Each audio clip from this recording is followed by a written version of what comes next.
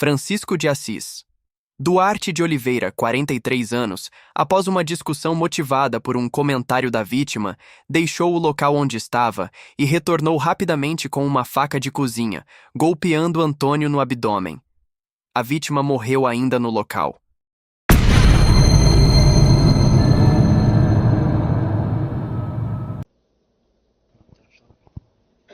Bom dia, seu Bruno. Tudo bom? Bom dia, excelência. Tudo bom? Como é o nome completo do senhor? Bruno Santos da Silva. O senhor é policial militar. Positivo. Lotado onde? 21 BPM, Marituba. O senhor tem algum parentesco, amizade íntima ou inimizade com o acusado, Francisco de Assis Duarte de Oliveira, que está ali? Negativo. Ou com a vítima, o senhor Antônio de Araújo, que é conhecido como Catitu? Negativo. O senhor vai prestar um depoimento, deve dizer a verdade, senão pode ser processado pelo crime de falso testemunho. O senhor compreendeu? Positivo. Ministério Público, está com a palavra, doutor Gerson, por favor. Obrigado, excelência. Bom dia, policial. Bom dia, excelência. Lembra do que se trata, Bruno? Lembra do que se trata? Sim, sim. Conte aí o que o senhor recorda. Nós fomos acionados para atender uma ocorrência via CIOP, né? De uma suposta briga no bairro Bela Vista. Nós deslocamos até o local, onde nós já avistamos um nacional estendido no chão, né? Descemos da viatura, fomos averiguar o corpo, ele estava com alguns golpes de faca. Nós perguntamos ao redor sobre se alguém tinha presenciado o fato. Tinha um senhorzinho do bar que tinha presenciado o fato, que eles tiveram uma briga e um deles deferiu vários golpes de faca no outro que estava estendido no chão. Nós perguntamos se ele sabia onde esse suposto que tinha deferido os golpes de faca, se morava às proximidades. Ele falou que trabalhava em torno de 300 metros, na mesma rua do fato. Aí, imediatamente, nós deslocamos até o local, encontramos a residência, batemos lá e apareceu um senhor que era o dono da residência. Aí ele falou que com ele trabalhava uma pessoa, tinha uma casa ao lado, que essa casa era a casa de apoio dele. Essa pessoa estaria nessa casa de apoio? Isso, justamente. Certo. Aí nós pedimos autorização, né, pro senhor da residência, se poderíamos adentrar, né, para averiguar se esse nacional estava lá. E o mesmo estava dormindo numa rede. E a faca estava em cima da mesa, ainda com os resquícios de sangue. Imediatamente nós demos voz de prisão, deslocamos até a delegacia. Ele chegou a falar alguma coisa sobre a prisão? Vocês disseram a ele o motivo da prisão? Na hora que nós adentramos na casa, ele tomou um susto, né? Não sabia o que estava acontecendo. Depois, como ele estava muito embriagado, nós fomos relembrando ele do fato e ele foi retornando e não apresentou nenhuma resistência sobre a prisão. Mas ele falou ter sido ele ou não ter sido ele? Ele negou, confirmou ter sido ele disse alguma coisa em relação ao... Não me recordo, excelência. Ok, eu estou satisfeito. Obrigado. Aliás, perdão, excelência. Última pergunta. O senhor ouviu algum comentário de ter havido alguém no bar relatando, alguma testemunha que estivesse no bar, que o réu teria agredido a vítima para defender uma terceira pessoa? Não, negativo. Essa versão nunca apareceu para o senhor? Ok, eu estou satisfeito. A defesa tem perguntas, doutores? Sim. Essa faca que vocês apreenderam, quem foi que pegou a faca? Aí não me recordo, excelência. Mas o senhor não disse da agorinha que tinha uma faca com resquício de sangue? Sim, senti uma faca em cima da mesa, só que eu não recordo de nós três quem foi que pegou a faca. Eu sei que nós levamos ela para a delegacia. Esse objeto vocês não levaram para a delegacia, nem o senhor, nem os outros colegas seus? Não, levamos para a delegacia. Foi apresentado. Mas você não sabe quem pegou ela, isso, né? Na hora apenas nós, o senhor viu. Dos três policiais, eu não me recordo quem foi que pegou. Tá. Ele estava muito bebido? Estava bastante bebido. Ele reagiu à prisão? Não, nenhum momento. Não. Quando vocês chegaram, a que horas vocês chegaram lá nesse bar? Aproximadamente, né? Lógico, o senhor não vai dizer, eu cheguei 10h05, 10, aproximadamente. Não me recordo, excelência, sobre o horário. Foi depois de 7 da noite, 10 da noite? Sim, foi em torno, porque o nosso serviço começa às 8 horas, então eu não me recordo o horário exatamente, mas foi de 8 em diante. De 8 horas 22 pra horas, frente. mais ou menos, não me recordo. Quando o senhor chegou lá, o corpo do senhor Antônio ainda estava no chão? Estava no chão já. Estava. Já apresentava, não apresentava mais sinais vitais. Chegou alguém, sabe informar se alguém chegou a chamar a ambulância para socorrer ele? Não sei lhe informar. E nem vocês chamaram Sim, a gente já chamou a ambulância, né, para eles constatarem se estava óbito ou não. Isso, justamente. Também não se lembra a hora que chamaram a ambulância? Não me recordo. O senhor sabe nos informar a hora? Se chegaram e comentaram com o senhor que se deu essa confusão lá no bar, no mercadinho, lá na frente. Não, o vizinho, que era o dono do bar, do mercadinho, ele não explicou exatamente qual foi o motivo da briga entre eles. Mas teve briga entre eles. teve uma- Ele com o seu Antônio, teve uma o acusado com a vítima. Isso, teve uma discussão entre eles lá. Teve uma discussão, né? E eles também não começam. Só chegou a ver alguma senhora por nome Érica lá no bar? Não. Vocês chegaram a apurar, levar testemunhas lá do bar para a delegacia? Apuraram, chegaram a apurar isso? Do bar, Lá da frente, onde aconteceu o crime. Vocês procuraram saber quem tinham presenciado, quem tinham visto, para se apresentar na delegacia, para ser testemunha. pois é, se eu não me engano, teve um rapaz que a gente levou para ser testemunha, mas eu não me recordo o nome dele. E no primeiro momento, o senhor Francisco confessou para o senhor que ele tinha dado a facada no seu Antônio? Pois é, como ele estava muito embriagado, ele não conseguia ter uma Se dicção lembrar. de falar do fato. Só que as características apresentavam, né, que era ele, que a faca estava lá em cima, e as pessoas que estavam próximas reconheceram ele quando a gente voltou, né? As Depois, pessoas isso, reconheceram que foi ele que isso, teve justamente. a desavença com a vítima e esfaqueou ele. Isso, justamente. Chegaram a comentar com vocês qual o motivo dessa desavença? Não chegaram a comentar. O local lá tem claridade ou não tem na frente do bar? Tinha um porte bem próximo, tinha uma claridade, uma certa claridade. A vítima chegaram a informar que ela estava bebendo lá também no bar? Sim, estavam bebendo lá no bar. Eu não tenho mais perguntas, Excelência. Doutor Leandro vai formular perguntas? Doutora Marilda, doutor Leandro vai fazer perguntas, não? Algum dos jurados quer formular alguma pergunta? Sem perguntas do juiz, encerrado o depoimento. Muito obrigado, o senhor está liberado. Bom dia. Bom Obrigado, dia. excelência.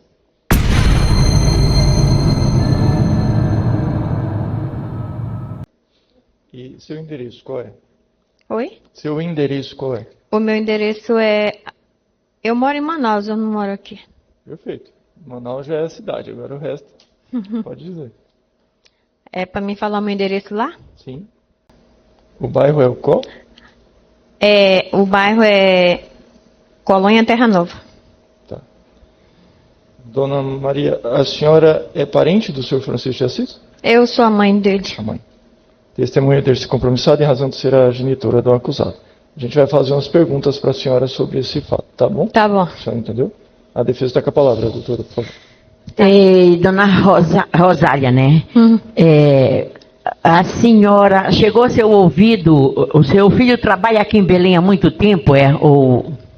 Sim, ele trabalhava, aí ele foi para lá, o Sobrão mandou chamar ele de novo e pagou as passagens dele com a mulher dele e a despesa do barco e ele estava trabalhando com ele aqui. Já há mais de 2 anos. Tá. A senhora ficou sabendo desse ocorrido que houve com ele aqui em Belém? Fiquei sabendo, sim. Num dia que aconteceu, me ligaram para a gente. Ligaram para vocês lá em Manaus, né? Foi. O que é que comentaram com vocês a respeito dele? Comentaram que ele estava muito bêbado e que ele tinha furado um rapaz. E muito bêbado, estava em casa, onde ele trabalhava, na casa do seu Abraão, que ele morava do lado, na casa do seu Abraão. Ele cedeu essa casa para ele ficar lá. E depois ele tinha sido preso de lá. A polícia tinha ido até lá, ele estava muito bêbado lá e que ele não conseguia acordar, mas assim, que tinham derrubado a corda da rede, uma coisa assim, cortaram e levaram ele, pra ele se acordar, estava muito bêbado. E aí eu fiquei 6 meses sem ter notícia, que eu não tinha condições de chegar até aqui. Aí eu vim pra cá pra ver ele, e já estava preso.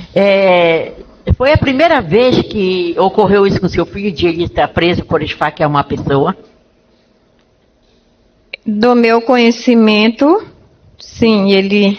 Como eu tenho aqui algumas fotos num processo que a senhora por diversas vezes tentou internar, ou parece que internou, né, ele para tratamento de bebida. Ele era dado ao vício de bebida desde cedo, era? Sim, desde os 15 anos meu filho passa por uns processos de bebida, mas ele é uma pessoa que me ajudou desde de 8 anos, ele nunca gritei com meu filho para ele se levantar.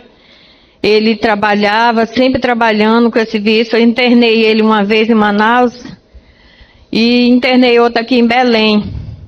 Antes dele vir trabalhar, ele ficou internado aqui também na Manassés. Tem foto, tem tudo dele lá dentro. Deixa eu lhe perguntar uma coisa. O vício dele só é bebida ou ele é viciado em drogas? Não, ele era droga também. Era droga e era bebida. Era? Ele é uma pessoa ótima, meu filho. Que tipo de droga ele usava? Maconha, cocaína, que? Olha, eu cheguei a ver ele usar por diversas vezes, que ele não controlava. Eu vi ele enrolar num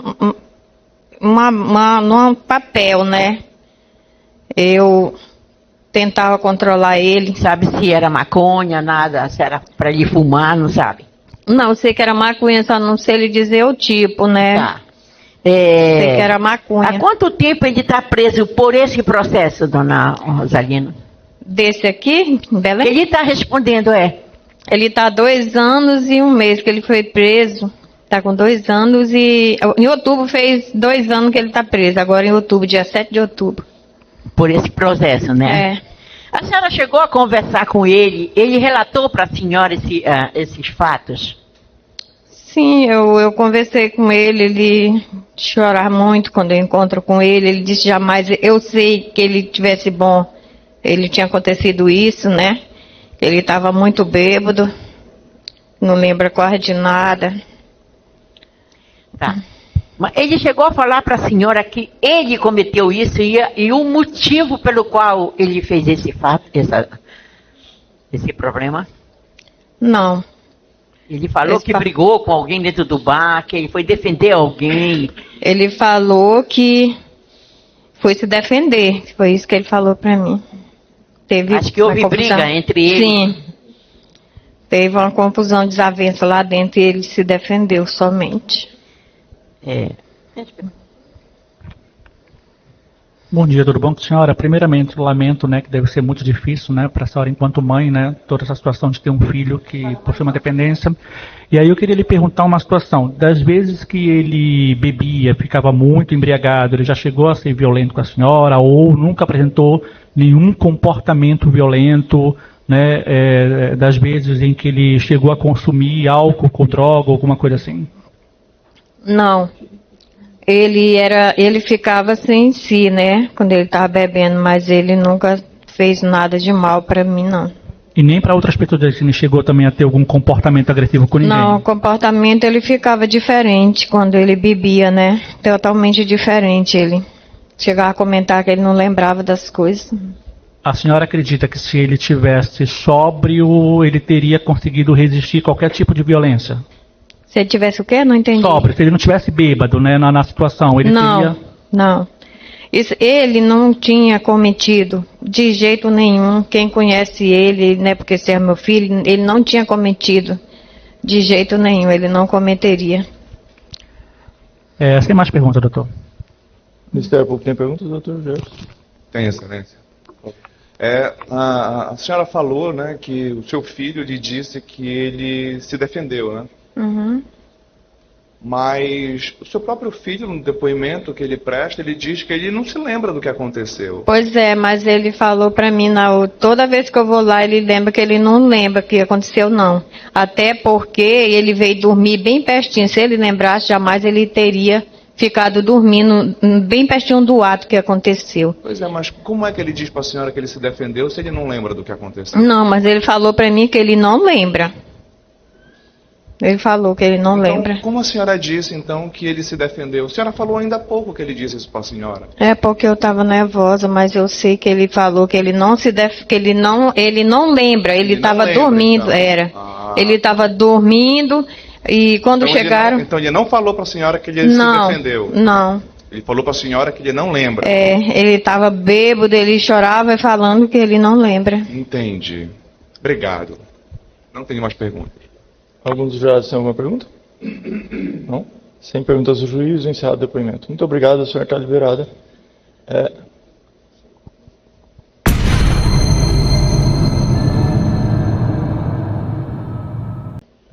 Dona Érica, a senhora tem algum parentesco, amizade muito íntima, muito próxima, ou inimizade com o acusado, Francisco de Assis Duarte Oliveira, ou com a vítima, o Antônio de Araújo, conhecido como Catitu? Não, com nenhum dos dois. A senhora vai prestar um depoimento, deve dizer a verdade no que a senhora souber e lhe for perguntado, senão a senhora pode responder pelo crime de falso testemunho. A senhora compreendeu? Uhum. A defesa está com a palavra, doutora Marilda, por favor. Doutores, né?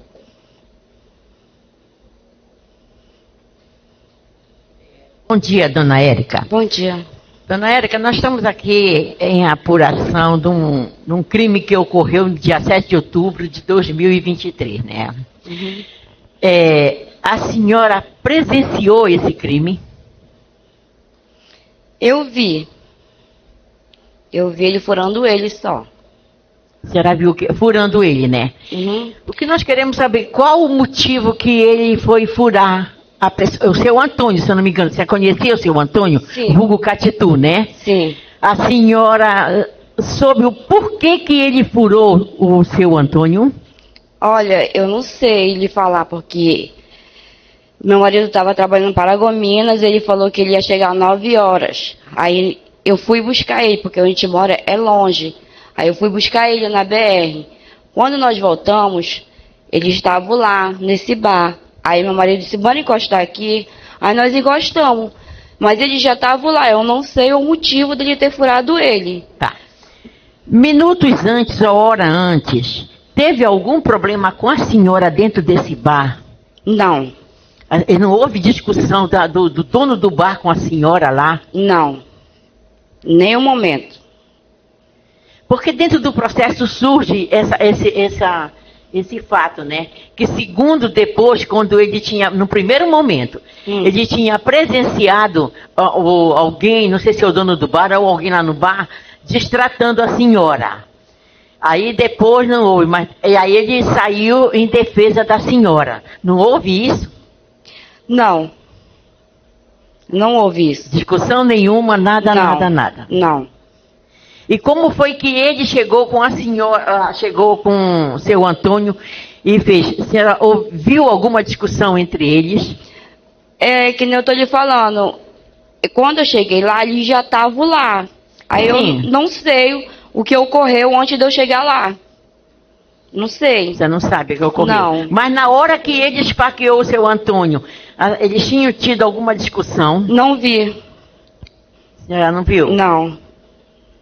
A senhora disse que viu a hora que aconteceu isso, né? Sim, porque na hora que nós estava lá, aí todo mundo se afastou do finado do seu Antônio. Todo mundo se afastou dele e se sentamos na frente de uma igreja lá. E ele sumiu. Ele sumiu. Ele quem que a senhora fala? O seu Francisco. Sim. Sumiu, aí depois ele voltou. Quando ele voltou, ele já voltou, já furando ele. E nós estava tudo sentado na beira da calçada, na frente de uma igreja. E o finado estava no bar, assim, encostado na grade. Ele estava lá e ele entrou e não contou conversa, furou ele. Agora o porquê eu não sei. Assim, chegou, foi furando ele. Tinha outras pessoas lá no bar próximo do seu Antônio? Não, só ele. Era só ele. Nós estávamos tudo afastado dele. Eles estavam bebendo e vocês beberam? Eu tinha chegado lá, meu marido tinha pegado uma cerveja e eu tinha pegado uma. Então vocês estavam bebendo também, né? Sim. A senhora viu a pessoa do senhor Antônio esfaqueado? Se eu vi ele? Vi. Ele estava sangrando muito na hora, ele morreu lá na hora, no local mesmo onde foi Ele esfaqueado. morreu lá mesmo. Na hora que ele furou ele, a única coisa que quando ele furou ele, eu fui virando. Aí eu vi, ele levantou a camisa e abaixou. A primeira facada que ele deu foi aqui nele.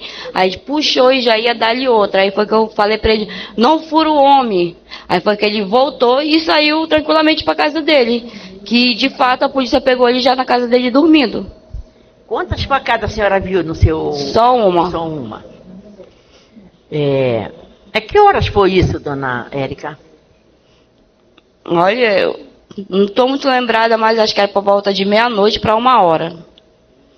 Não me recordo muito bem. 00:30 para 1h. A senhora viu a ambulância chegar? Não. Ninguém chamou? Depois que chamaram a polícia. Mas só que ele já estava morto, que ele morreu na hora.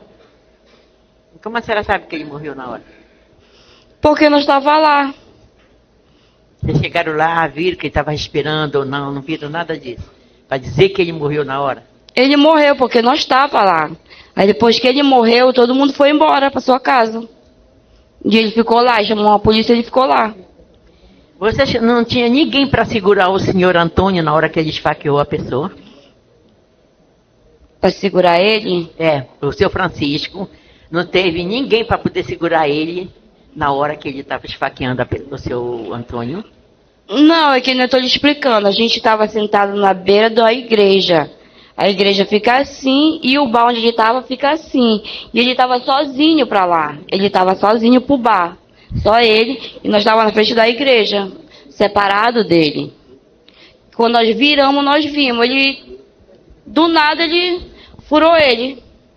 Aí eu Vocês não viram por quê? Vocês não discutiram nada disso, né? Antes disso, ele já estava lá. Quando eu cheguei, que nós estamos falando, quando eu cheguei, ele já estava lá. Aí eu não sei o que foi que ocorreu. Na hora que ele deu uma furada no senhor Antônio, ele levou a faca com ele? Sim. Levou a eu faca. acho que sim. Bom dia, tudo bom? Ainda há pouco a senhora falou que ele deu a primeira facada e a senhora falou não fura ele. Por que que nesse momento, né, porque estavam lá as outras testemunhas e porque ninguém aí tentou impedir ou qualquer outra situação? Porque tem o bar e tem a igreja que é praticamente do lado desse bar, né? Então, a senhora disse que estava da igreja que fica do lado do bar. O seu Antônio estava do lado direito, né, onde tem um portão que é da casa do seu Antônio, né, do bar do Reginaldo. E por que no momento que aconteceu isso, o pessoal não foi para cima do seu Antônio?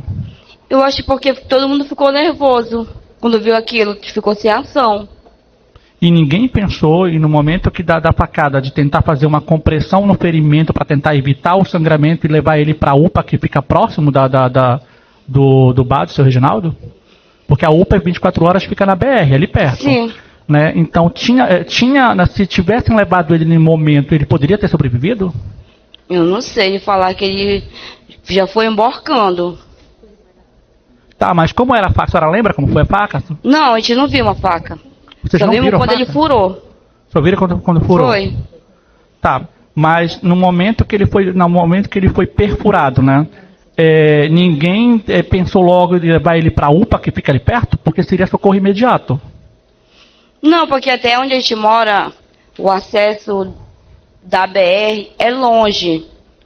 Fica longe, aí não tem como entrar carro, mototáxi, é dificultoso lá para onde a gente mora. Na rua paralela, a rua vai direto para a BR. Mas é difícil o negócio de transporte. Entendi, mas ninguém pensou em chamar Uber na hora para tentar alguma coisa assim, levar ele direto para a UPA? Uber não entra lá. Uber não entra? Não. Entendi. A senhora disse que não sabe informar como era a faca, se era faca pequena, faca grande. Faca média? Não, não sei lhe informar, porque nós só vimos quando ele levantou a camisa e abaixou nele. Porque quando eu perguntei para a senhora se a senhora viu ele saindo com faca, a senhora disse que ele foi levando a faca, né? Porque a excelência tem num processo uma foto da faca. E eu gostaria que ela, se ela pudesse se lembrar se é essa a faca. Eu posso tentar. Aqui não dá para perceber qual é não está anexado aos laudos. Quando foi feito o laudo da arma, da faca, né? Eles botaram foto. Pode informar se... É que nem eu estou lhe falando, eu não vi ele com a faca, eu vi ele furando ele. Mas eu não sei se era essa faca. Não deu para a senhora ver, né? O local lá era claro, era escuro, era... Ele não era muito claro, não, onde a gente estava. Tá. Tem mais perguntas, excelência? O Ministério Público tem pergunta, doutor? Sem pergunta? Algum dos jurados tem alguma pergunta?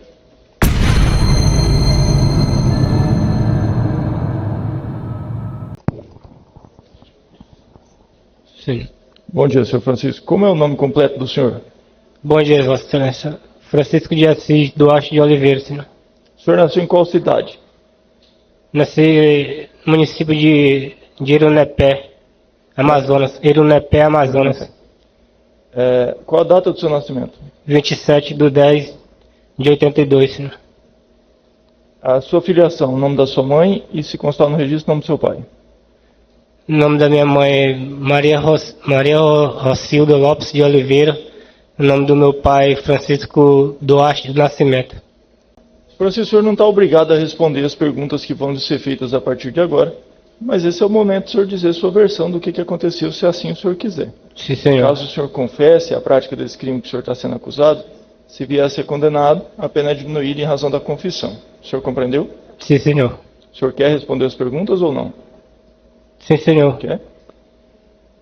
Bom, a acusação é de que o senhor desferiu golpes de faca no seu Antônio, o apelido de Catitu, e ele veio a falecer em relação a isso. Isso aconteceu?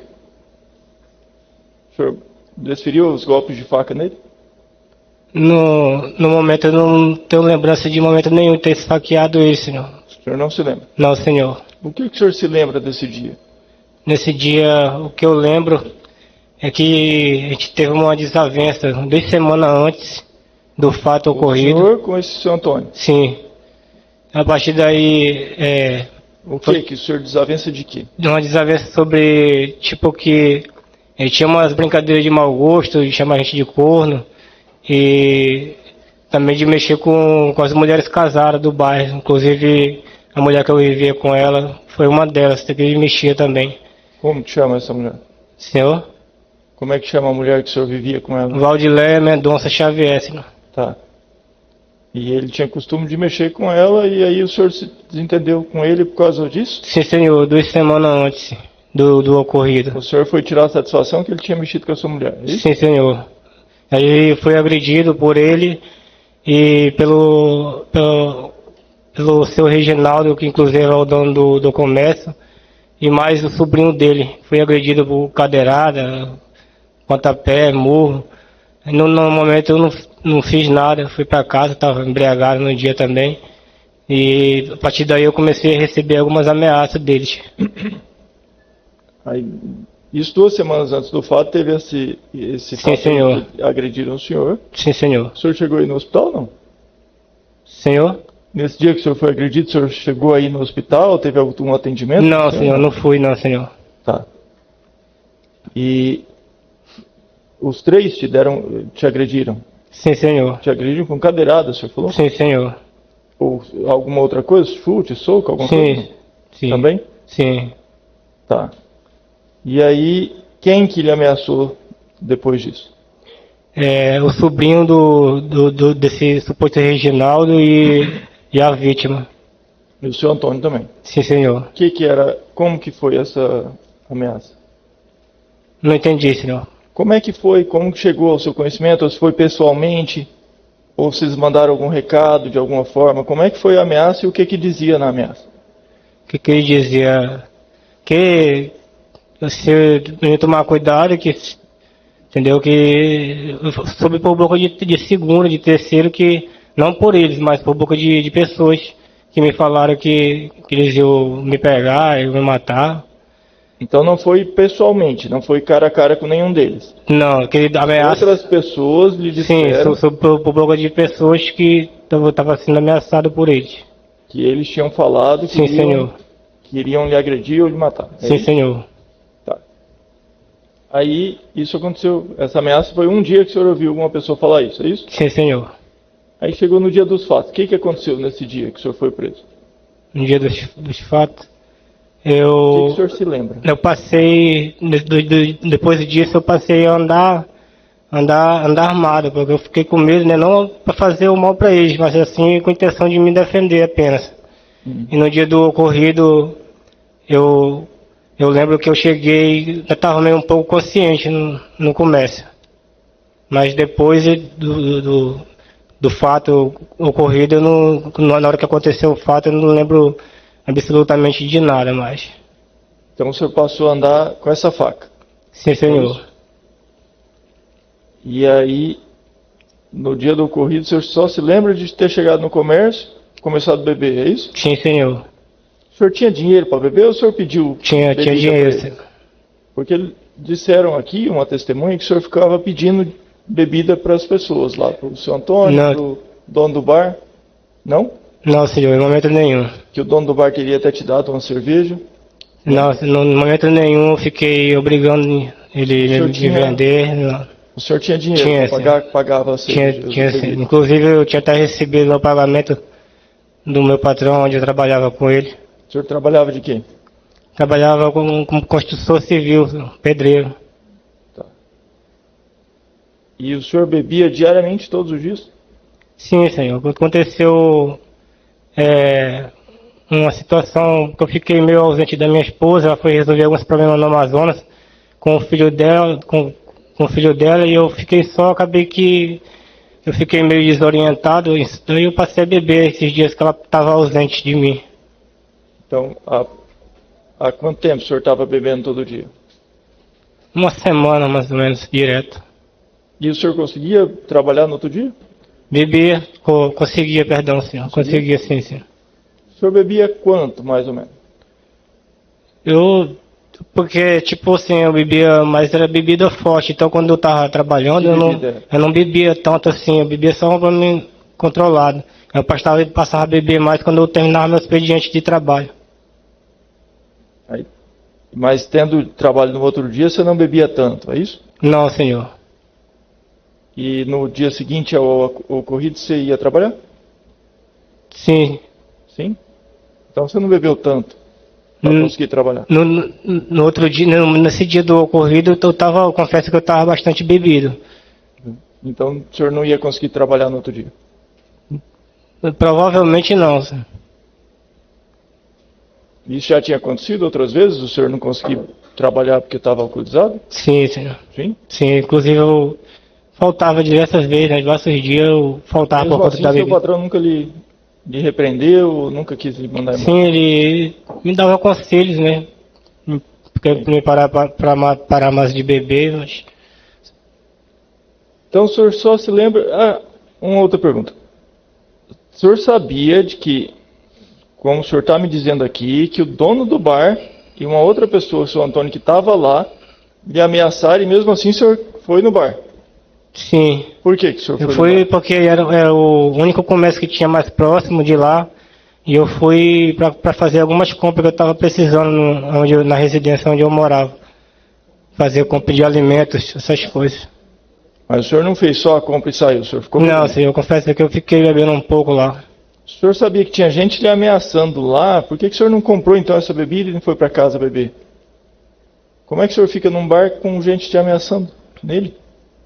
Eu errei, senhor, nessa parte sim. Ou o senhor... Mas o senhor já, tipo assim, quando O senhor pensou que se eles viessem, o senhor estaria protegido com a faca? O senhor conseguiria se defender com a faca, é isso? Não, em momento nenhum eu pensei nessa ocasião, não. Só pensei de ficar mais um pouco mesmo, porque como era o único lugar onde tinha para me distrair um pouco, eu acabei ficando mais um pouco lá. Tá. E a faca, o senhor não se, o golpe, o senhor não se lembra?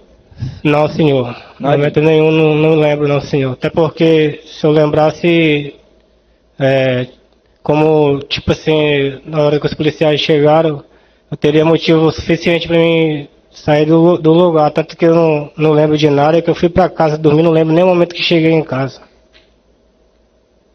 Entendi. Os policiais disseram aqui que quando o senhor acordou, quando eles lhe acordaram, o senhor ficou assustado, não sabia direito o que era, mas quando eles falaram o que tinha acontecido, o senhor se lembrou de que tinha desferido mesmo a facada. O senhor não se lembra disso? Não, senhor. No momento nenhum eu lembro de ter falado essa parte para ele. Só lembro na hora que me acordei atordoado, perguntei para ele o que estava acontecendo. Eles me deram ordem de prisão, falaram que eu tinha saqueado o rapaz. O senhor costumava já, quando bebia, se esquecer do que aconteceu? Sim, senhor. Diversas vezes.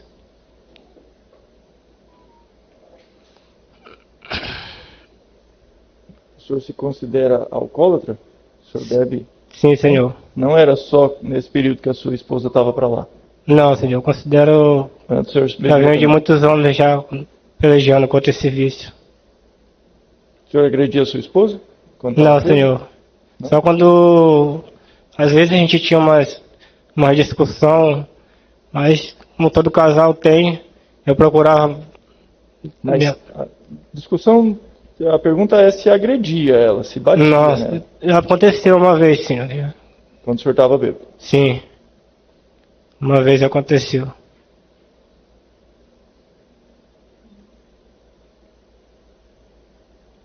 Ministério Público, tem alguma pergunta, doutor? A defesa, alguma pergunta, doutores? E, seu Francisco, o senhor chegou a procurar casa de saúde para se curar desse vício? O senhor se internou alguma vez? A sua família procurou lhe ajudar nesse sentido? Sim, senhora. O senhor ficou internado quando e onde? A primeira vez eu fiquei internado no Amazonas mesmo. No Amazonas, numa clínica do pastor Jonas. Chamado Pastor Jonas, dono da clínica. E a segunda vez foi aqui em Belém do Pará. Tá. Por quanto tempo o senhor ficava internado para tratamento? O tratamento era de 9 meses a 1 ano, senhor. Cumpria esse período? Cumpri, senhor. E o senhor, saindo de lá, voltava a beber de novo? Sim, senhora, porque por alguns deslizes meus, não vigiei, eu acabava me relacionando com pessoas que bebiam também e acabavam que eu voltava para o mesmo... Amizade tem perguntas? Sem perguntas, excelência. Os jurados têm alguma pergunta para o acusado? Só um pouquinho. Eu vou pedir para o senhor fazer por escrito. Pelo seguinte, como eu disse, o senhor não pode se comunicar e nem pode dar a entender o que o senhor está entendendo. Eu acho que ele tem que ser absolvido, coitadinho, alguma coisa assim, o senhor não pode expressar. Então o senhor faz a pergunta por escrito e eu olho e formulo para ele, tá bom? O senhor chegou a comprar os alimentos que o senhor falou que tinha que comprar lá para sua casa? No bar? Não, senhor. Não, senhor, perdão, senhor, desculpa. O senhor sabe explicar por que o senhor não comprou e saiu, ou por que o senhor ficou só bebendo? Por que aconteceu? Eu acho que por eu estar muito embriagado e não sei, depois do ocorrido que aconteceu, talvez eu fiquei desesperado, não lembro bem o que aconteceu, mas eu não lembro de ter levado nada para casa do comércio nesse dia. Mais alguma pergunta? Não? Encerrado o interrogatório. Pode sentar ali de novo na sua hora.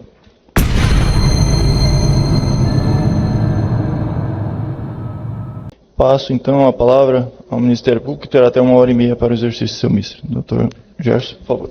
Excelentíssimo senhor doutor, juiz de direito, presidente da Secretaria do Tribunal do Júri, doutor Celso Kim Filho, mais uma vez, excelência, é um prazer estar numa tribuna de julgamento de uma sessão presidida por Vossa Excelência. Receba aqui minha demonstração de respeito, de admiração pelo trabalho de Vossa Excelência e estima, Excelência, que o senhor faça outros júris na primeira vara do Tribunal do Júri. Tenho certeza que todos nós temos apenas a ganhar com tudo isso. Meu muito bom dia. Cumprimento também os servidores da primeira vara, na pessoa da doutora Lúcia Pantoli, doutor Alexandre Diger, todos sempre muito diligentes. Cumprimentar o Ed também ali, sempre atento, todos. É um prazer poder trabalhar com vossas excelências. Cumprimento os oficiais de justiça que nos auxiliam, aqui Antônio Carlos, Valdemar, Ulisses, estou conhecendo hoje, seja muito bem-vindo. Receba aqui também meus cumprimentos. Cumprimento a defesa, a pessoa da doutora Marilda Cantal, já famosa, todos sabem aqui quem é a doutora Marilda Cantal, então para mim é um privilégio, uma honra, doutora, poder atuar num processo com Vossa Excelência. Receba aqui também meus cumprimentos, na pessoa do doutor Alexandre também, Leandro, prazer conhecê-lo, doutor, seja bem-vindo. Cumprimento os demais servidores de justiça, a força pública que nos auxilia, cumprimento aqui a dona Maria Rosalina, que está aqui assistindo, a mãe do acusado, cumprimento o acusado também, senhores jurados, senhoras juradas. Em poucos processos eu atuei em que a testemunha arrolada pela defesa, ela traz muito mais informações do que as próprias testemunhas arroladas pela acusação. E neste caso aqui é surpreendente num primeiro gesto, porque logo no começo do julgamento ela já manifestava interesse em não depor na frente do acusado. E é estranho uma testemunha de defesa não querer depor na frente do acusado, até porque quem arrolou foi a própria defesa. Mas quando ela começa a falar e prestar as informações que ela prestou na data de hoje, é compreensível do porquê dela não querer falar na frente do acusado, porque ela contou aqui uma versão que até então seria utilizada para a defesa do réu, só que a versão que ela conta corrobora tudo aquilo que vem sendo dito. Que o comportamento do acusado gerou isso tudo e que, na verdade, o acusado não teria ido em defesa de Érica nenhuma. Que ele não agiria ali para defender terceira pessoa, que ele teria aquela faca para se defender, que ele estaria ali defendendo a honra dessa testemunha Érica, que diz, ao ser perguntada, você sabe o motivo do crime? Não sabe o motivo do crime. Viu alguma discussão? Não presenciei nenhuma discussão. A vítima, Antônio Araújo, tentou agredi-la, o acusado lhe defendeu. Não, isso não aconteceu. Eu estava lá com meu marido, quando eu cheguei lá, eles já estavam lá bebendo, eu não sei do que se trata. O que eu vi foi ele furar a vítima caiu sangrando, falou, tu me furaste e tudo. E ela fala que ela já caiu desfalecida, a vítima já caiu desfalecida e já ficou ali. Foi perguntado, quanto tempo durou, quanto tempo levou e tudo, vejam. Ali nessa rua do bar, desse comércio de bebidas, ela fala, não entra Uber, é difícil. Nós estávamos a 6 quilômetros da BR, era noite, era de madrugada, era por volta de 00:30, tinha passado, a ambulância demora a chegar. Foi perguntado, mas ninguém chamou Uber, ninguém prestou socorro, ninguém fez manobra para socorro. Estavam todos ali e ninguém teve iniciativa de socorrer a vítima. Quando, na verdade, a pergunta que deveria ter sido feita é, por que o acusado desferiu a facada no primeiro momento? Ao invés de se questionar o porquê das pessoas, teoricamente, não terem prestado socorro, deveríamos ter perguntado primeiro o porquê dele ter efetuado a facada na vítima. E ainda hoje, a meu ver, o motivo desse crime, para mim, resta duvidoso. O motivo do crime, a meu ver, doutor, resta duvidoso, porque só o acusado, Francisco, é quem diz que a vítima era a pessoa que estava em cima de mulher casada, que há 2 semanas antes ele tinha brigado com a vítima. Isso em momento nenhum aparece no processo. De que a vítima era dada a mexer com mulher casada. Inclusive, o próprio acusado, quando ele é interrogado perante a autoridade policial, ele em momento nenhum diz que já teve um desentendimento anterior com a vítima. Ele simplesmente diz que ele não lembra do que aconteceu. Olha o depoimento que ele presta em sede policial. E ele é muito claro, ele é sucinto em seu depoimento perante a autoridade policial ali. Logo em seguida, a sua prisão é feita a qualificação, interrogatório e tudo. Diz que ele já foi preso anteriormente por tentativa de homicídio, não sabe dizer ao certo como está o processo, a situação já foi há muitos anos, enfim, tererê, tarará. Aí ele começa. Faz uso de bebida alcoólica, também usa droga, não é viciado diretamente, usa de vez em quando. Seu vício maior é a bebida. Perguntado se é verdadeira acusação que, mediante recurso que dificultou a defesa do ofendido e por motivo fútil matou a vítima, Antônio de Araújo, conhecido como Catitu, com facadas nessa noite, respondeu: para falar a verdade, eu não me lembro muito bem dos fatos ocorridos. Eu lembro que foi para sua casa, não se lembra do ocorrido, pois estava alcoolizado. Que não se lembra exatamente do que aconteceu. Que no fundo, lá no fundo, tem uma lembrança de que fez algo errado. Que não sabe ter feito algo tão grave assim. Senão, não teria ido para casa. Jamais planejou algo do tipo. Deve ter acontecido na hora, ali, na hora. Que é só pagar agora, né? Que estavam todos bebendo nessa hora. Que, para ser sincero, não se lembra exatamente do que aconteceu. Agora vejam, hoje ele diz que não sabe exatamente do momento da facada. Mas ele lembra muito bem do que aconteceu 2 semanas antes. Que ele se desentendeu com a vítima por conta da vítima ter sido audacioso e mexido com a sua mulher. E ele nunca relatou isso. Se o que ele diz é verdade, então nós temos um motivo também aí. Nós temos uma vingança, nós temos um sentimento de ódio, nós temos um sentimento de raiva que o acusado poderia nutrir em relação à vítima. E aí nós teríamos aí um motivo, nós teríamos uma justificativa para a conduta dele. Não que isso sirva para eximir a sua responsabilidade, mas teríamos uma coerência entre a conduta que ele praticou e a motivação. Ok. Só que esse dado vem ao processo no júri desse desentendimento anterior, 2 semanas antes. Isso em momento nenhum ele fala. No júri ele diz: não, a vítima mexeu comigo, tinha o hábito de mexer com mulher casada. Sabem por quê? O questionamento foi pela prestação de socorro e não a motivação do crime? Porque a motivação ela resta prejudicada. Inclusive, o que serviria para fundamentar a primeira qualificadora, que é do motivo fútil, que, a meu ver, eu não consigo configurar essa qualificadora, porque eu não consigo ver o motivo. Nem, inclusive, esse que ele trouxe tem comprovação, e eu não posso ser imprudente a ponto de pedir a condenação por uma qualificadora que só o acusado menciona. Então, eu tenho que ter essa cautela de não inserir até mesmo agora uma qualificadora nova, porque a vingança seria um motivo torpe, não fútil. Então teríamos aí um problema na qualificação, isso é uma questão jurídica. Mas o questionamento é, ninguém teve a iniciativa de socorrer? Como eu já disse, na verdade, a pergunta deveria ser o porquê da facada. Mas muito bem, ninguém teve iniciativa, estavam todos bebendo. Todos estavam ingerindo bebida alcoólica naquele empreendimento, naquele comércio de bebidas. Já há algum tempo, quem teria noção de primeiros socorros ali? Para socorrer a vítima de forma eficiente? Óbvio que ninguém. Poderiam ter chamado um Uber. Érica, mais uma vez, me socorra o depoimento da Érica. Não entra carro nessa área do Bela Vista. O acusado era quem intimidava as pessoas. Isso está no depoimento do Leonardo. Ele mexia com um, mexia com outro. Chegou alguém para comprar cigarro. Ele perguntou: tu queres o brabo do Bela Vista?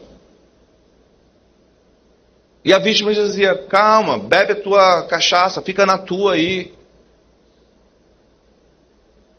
A vítima era quem tentava apaziguar, tentava amenizar.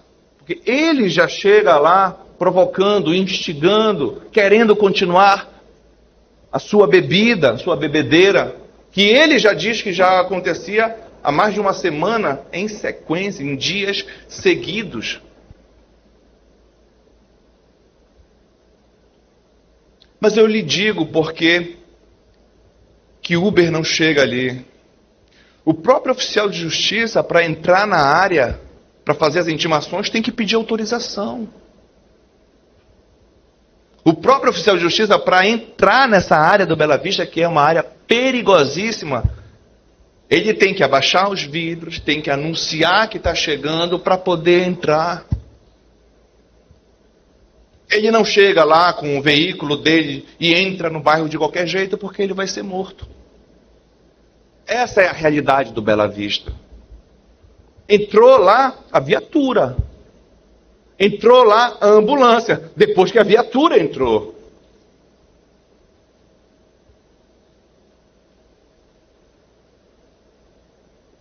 E segundo o depoimento da Érica, a vítima já caiu, falou, virou e já foi se desfalecendo.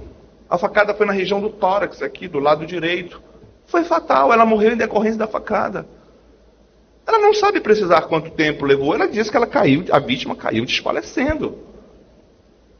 Aí então devemos presumir, então, mas se a vítima tivesse sido oportunamente atendida, ela estaria viva.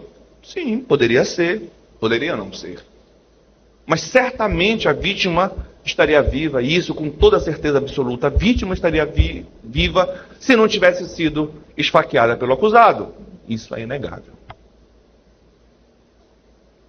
Isso é inegável. Temos testemunhas presenciais, temos pessoas que viram o momento da facada. A vítima recebeu uma única facada, é o que consta no laudo necroscópico. Tem uma outra cirurgia, tem uma outra cicatriz de 26 centímetros, mas isso é em decorrência de cirurgia. A facada em si foi uma única facada de 4 centímetros na região do tórax. Fatal. Fatal. Dizer que ele estava embriagado demais a ponto de não saber o que estava fazendo e por conta disso pedir qualquer absolvição nesse sentido, acredito que fuja a nossa atribuição. Ele foi preso. Existe relato de que ele estava bebido. Sim. Existe relato de que ele não sabia o que estava fazendo? Não. Não existe nem no presente processo o exame de dosagem alcoólica para apurar o nível de embriaguez que ele estava. Que ele ostentava, que ele apresentava. Todos relatavam que ele estava bebido. O Leonardo, se eu não me engano, refere até que ele possivelmente poderia estar sob influência de alguma substância entorpecente, alguma droga, porque ele estava agitado. Ele estava agitado. Valente, com certeza, porque ele queria ali intimidar a todos. Mexia com um, mexia com outro. Ele disse até que foi agredido pelo proprietário do estabelecimento comercial, pelo seu Reginaldo. O seu Reginaldo que teria dado a ele até uma bebida fiado, para ver se ele se acalmava. Ele disse que tinha problemas anteriores com o proprietário, e mesmo assim ele vai nesse bar, nesse empreendimento, nesse estabelecimento comercial, beber com uma pessoa que ele tinha um desentendimento anterior. Isso não faz o menor sentido, a não ser quando a gente entende uma tentativa por parte dele próprio, por parte do Francisco, em dizer que ele tinha ali alguma motivação para fazer o que fez, porque ele estava sendo ameaçado, recebeu uma cadeirada do acusado, foi agredido pelo seu Reginaldo, proprietário do bar, aí ele começa ali a ter uma motivação, mas se eu tenho um desentendimento com o proprietário do bar e eu vou ao bar dele para beber e ainda recebo uma bebida fiado e continuo lá bebendo,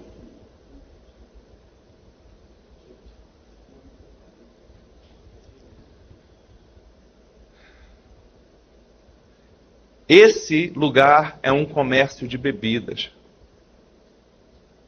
Respondendo a sua pergunta, a pergunta do jurado, ele comprou o que ele precisava fazer as compras para a casa dele, ele nunca iria conseguir fazer as compras para a casa dele, para repor o que ele precisava, num bar, porque ali era um comércio de bebidas. A não ser que a única coisa que ele tivesse na sua casa fosse a bebida. Mas quem vai fazer compras pede alguma coisa fiada? Recebe alguma coisa fiada? Óbvio que não. Então é uma história que não faz sentido. Não faz sentido. Se é uma pessoa adoecida pela bebida, que não consegue dar seguimento ao tratamento, existem consequências para isso. Mas que isso não sirva de fundamento para eximi-lo de sua responsabilidade. E a consequência para que ele não controle a bebida foi justamente o cometimento de um crime. E em resposta disso, existe uma pena. Existe uma pena. Havia um relato, apenas um relato, de que ele teria saído desse bar e em seguida tinha retornado a esse bar. Que apenas foi um ouvir dizer, mas hoje a testemunha arrolada pela defesa, a própria Érica disse que esse momento de fato ocorreu, que ela disse com todas as letras, que ele saiu do bar, eles se afastaram, já estavam em frente à igreja, próximo à igreja, a vítima continuou ali no bar, próximo à grade.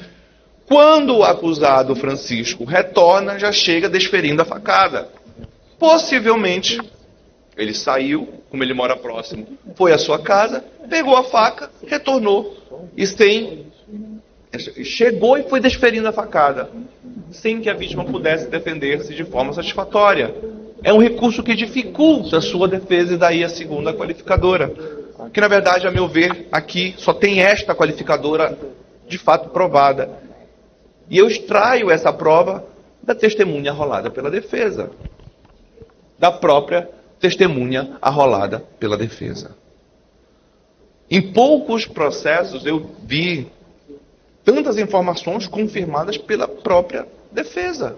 E este é um processo em que a defesa confirma a acusação. Agora, verdade seja dita, a faca que foi apreendida na casa do acusado, supostamente teria sido apontada por ele como a arma do crime, ela foi submetida a exame e nela não foi identificada nenhuma substância hematóide. Isso está no processo. Isso está no processo. Então, é possível afirmar com 100% de segurança que essa faca foi a faca que vitimou o Antônio de Araújo? Não, não é possível. Porque a perícia não identifica essa substância hematóide na faca. Mas fora isso, quantas testemunhas aqui Vossas Excelências não ouviram dizendo que o autor da facada foi o seu Francisco? Esse é um ponto inquestionável, que o autor da facada foi o seu Francisco, foi o acusado. Ele foi o autor. Ele foi a pessoa que provocou uma lesão e esta lesão foi suficiente para fazer com que a vítima evoluísse a óbito. O que matou a vítima foi a facada. Que pela dificuldade de acesso, pelas pessoas que estavam bebendo ali no bar, sem conhecimento de técnicas de primeiro socorro, todos ali num bar bebendo, exigir que eles tivessem conhecimento técnico para prestar os primeiros socorros e assim prestar um socorro eficiente é demais. No interior de um bairro altamente perigoso. Ah, mas a UPA é ali, próximo, é ali.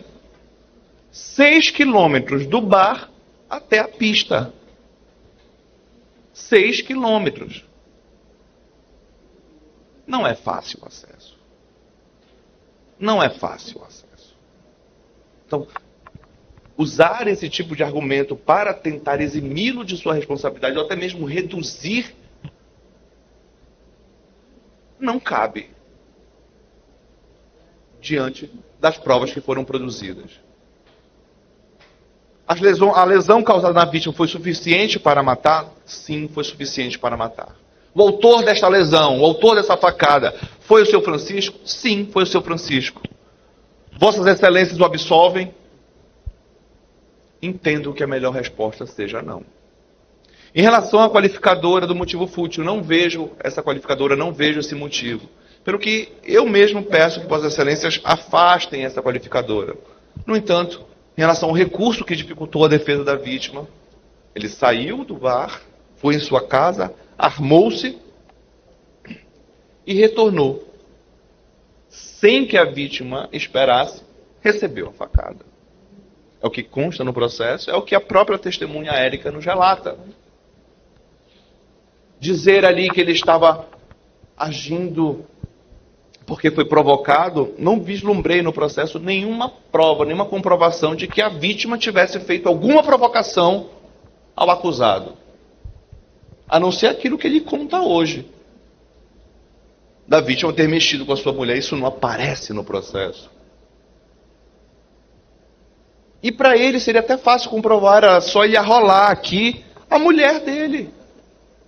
Não foi arrolada, não foi ouvida. Ele poderia trazer aqui a mulher, olha, diz aí o que aconteceu contigo e com a vítima. A versão que ele apresenta é uma versão isolada. Pode-se dizer até mesmo que ele não queria matar a vítima, que ele queria apenas lesionar a vítima. Então, teria aqui um pedido de desclassificação, entendo eu que a defesa pode sustentar, um pedido de desclassificação de homicídio qualificado para lesão corporal seguida de morte. Ora, quem desfere uma facada na região torácica de uma pessoa quer lesionar essa pessoa? Quer apenas lesionar essa pessoa? Essa pergunta eu deixo para vossas excelências.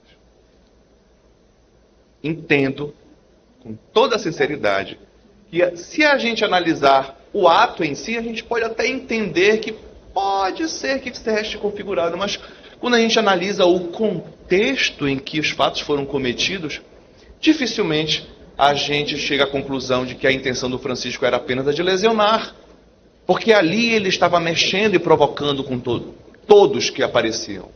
Ele estava ali se desentendendo com todos que estavam no bar.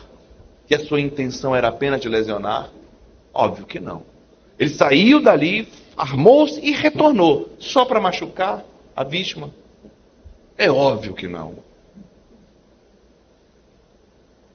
Ele deve responder exatamente por aquilo que ele causou. E ele causou a morte da vítima Antônio de Araújo. Antônio de Araújo, sim, que tentava apaziguar. É o que o Leonardo diz, o Reginaldo diz bem em seu depoimento, o proprietário do bar diz em seu depoimento, que a vítima dizia o tempo todo, calma, toma, fica na tua, fica de boa. Fica de boa é a expressão que eles usam. Os policiais relataram que no momento da prisão, o seu Francisco aqui, ele não lembrava do que tinha acontecido, mas eles disseram, olha, mas furaste o cara lá. E ele morreu. Se eu matei, eu vou ter que responder. Palavras dele para os policiais. E em delegacia, ele já diz não lembrar o que aconteceu. Diante das fatos, o Ministério Público requer e reforça o pedido de condenação pelo crime de homicídio qualificado pelo recurso que dificultou a defesa da vítima. Entendo que a desclassificação por lesão corporal é incabível, entendo que qualquer outro privilégio que venha a ser suscitado teria que ter havido pelo menos uma injusta provocação da vítima, e neste processo a vítima não o provocou em momento nenhum, muito pelo contrário, apenas tentava apaziguar o ânimo, que quem estava eufórico e incontido era o próprio acusado. Espero que Vossas Excelências tenham entendido as colocações que eu tinha para fazer, os esclarecimentos que eu fiz. Se tiverem qualquer dúvida, perguntem, façam, e desejo, acima de tudo, serenidade na apreciação desses fatos. Excelência, encerro a minha fala e devolvo a palavra à presidência.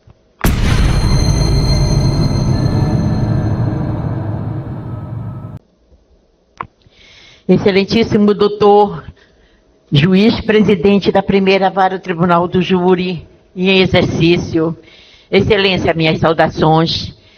Primeira vez que eu estou num julgamento presidido por Vossa Excelência.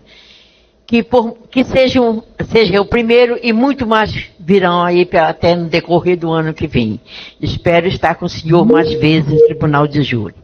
Aos assessores que se fazem presente aí também, que é o seu braço direito, tanto a minha amiga aqui, como outro colega ali, que sem ele realmente está na agilidade que eles dão dentro do tribunal de júri, para os processos virem a serem julgados. Também aqui aos policiais militares que nos estão dando a nossa guardiã, minhas saudações. Doutor Gerson, que por muitos julgamentos já tivemos juntos, tanto em tribuna diversa, como também na própria tribuna de lá, como eu estando em assistente de acusação, de um processo muito polêmico que nós temos aí, né, que Vossa Excelência tem, na morte de um colega nosso, um advogado. Minhas saudações, Excelência, tá? Aos demais que se faz aqui presente, também ao Conselho de Sentença, que hoje escolhido por esta defesa, que não recusou nenhum, porque é um tribunal, é um caso de fácil captação para Vossas Excelências virem. E aqui, Excelência, nós temos um dos motivos que levam tantos outros crimes a serem praticados. A famosa bebida. Bebida essa, Excelências, que a pessoa não tem limite de quando começa e de quando para. Não é o primeiro nem o último caso que nós veremos em matéria de justiça, de tribunal de júri ou de outras coisas que acontecem no nosso estado que tem a bendita bebida ou maldita bebida. Nós temos aqui a pessoa do Francisco, que até a mãe dele me procurou também, dizendo que por muitas vezes, e eu pedi juntada no processo, existe isso aí, ela tentou interná-lo para sair da bebida, que ele disse que também ainda fumava maconha, assessorado a bebida, a maconha. Imagine a mentalidade dessa pessoa. E Excelência, nós tivemos aqui um processo quando eu vim realmente pegar e estudar para esse tribunal de júri, a começar pelo laudo. Vossas Excelências, inclusive, tem aí o laudo. Na primeira parte, o laudo não me diz precisamente onde foi, qual a causa da morte. Sabem por quê? Vamos aqui. Laudo do local, do Francisco, da faca, do laudo da vítima. Na primeira parte do laudo da vítima, do senhor Antônio, ele diz o seguinte: às 12 horas e 27 minutos do dia 7 de outubro de 2023, foi feito. Histórico.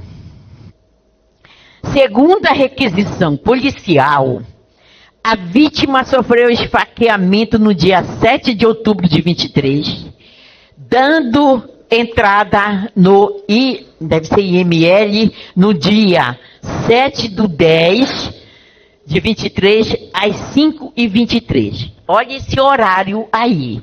Aí vejam que começa a ter, Excelências, uma das teses nossa, que é uma lesão corporal seguida de morte. Por que eu falo isso já para Vossa Excelência? Porque todas essas pessoas que foram ouvidas aqui, e na instrução processual, nenhuma é médica, nenhuma chegou lá perto dele e botou a mão no pulso para ver se ele ainda estava com vida ou não. Nenhuma chegou e olhou ele lá se ele estava respirando ou não. Só diz, não, ele foi desfalecendo e caindo. Ainda deu tempo de ele falar que ele tinha sido esfaqueado. Então entra uma tese nossa, lesão corporal seguida de morte. E eu quero deixar muito bem claro, Excelência, e falar aqui também para ele e para a mãe dele. Pela consciência que eu tenho de tribunal de júri, eu jamais, Dona Rosália e o senhor Francisco, viria aqui para um tribunal pedir absolvição do senhor Francisco por a legítima defesa própria ou de terceiro, que surgiu dentro do processo o caso da Dona Érica, que ele tinha ido lá defender ela antes da confusão. E eu não estou aqui, não vou pedir uma absolvição por legítima defesa de terceiros ou de própria, porque no momento do esfaqueamento que ele está de frente com a vítima não esboçou nenhum tapa nele, não segurou ele, não deu nenhuma visualização para que pudesse pedir a legítima defesa própria. Então fique tranquilo, doutor Gerson também e o Conselho de Sentença, que esta defesa tem consciência do seu trabalho, jamais pedirá uma legítima defesa própria. Mas não me furtarei de ver que dentro deste processo eu tenho duas teses. Por serem 7 consciência, eu tenho uma a desclassificação para um homicídio privilegiado, que é uma condenação de 6 a 20 anos, com diminuição de 1/3 a 1/6 que o juiz determina. É uma reprimenda da sociedade para o seu Francisco? Sim. É condenação? É. Como também, excelência, a desclassificação de uma lesão corporal seguida de morte, que ninguém, não teve um médico ali que me disse que ele morreu naquele momento que ele levou a facada, que estava de frente, 1,66 m, ele, eu acredito que ele também não é alto, tem essa altura, e ele pega essa faca. O que é mais estranho é que a prova, materialidade, a faca, o objeto, não se achou até agora. Porque a faca que foi apresentada, que quando a polícia chegou da casa dele, e ele estava trêbado, que com certeza existem excelências, sempre eu falo às vezes em julgamento quando eu estou, a fase da pessoa que está porre. Existem 3, a fase do macaco, do leão e do porco. Quando a pessoa está porre, ela tem essas 3 fases. A fase do macaco, está alegre, está fazendo piada, está brincando, está... Essa daí é a fase do macaco. A fase do leão é aquela fase onde a pessoa está bêbada, qualquer olhar diferenciado agride a outra pessoa. Por que eu falo isso, excelência? Porque a vítima, o senhor Antônio, estava com 27,6 de álcool por litro no sangue. E ele não estava sã e consciente. Quem me garante, porque eu tive 6, 7 pessoas sendo ouvidas. Não me garante, tem 1 ou 2 que disseram, eu ouvi, estava longe, eu ouvi eles discutindo meio alterado. E eu deixo aqui uma grande interrogação. Por que num bar, onde eu tinha dona Érica com o marido e os colegas, tinha o dono do bar, que não é bar, é um mercadinho lá. Não é bar de vida, é um bar que vende tudo. Vende material de comida, disso. Então não é bar que a pessoa entra, senta, vai só pegar a bebida. É um mercadinho lá. Todos, não tinha 1 ou 2 pessoas, perguntas feitas pela defesa, bem como pela acusação, de que não estava só dentro do bar Francisco e Antônio. Não estavam. Então quem me garante... Com essa dosagem alcoólica que estava, o senhor Antônio, ele não estava na fase do leão, da agressividade, que falou para ele, provocou ele, como ele diz, para quando a polícia vai buscar ele dormindo lá na casa dele, que ele diz que quando ele se lembra, ele me fez uma gracinha comigo.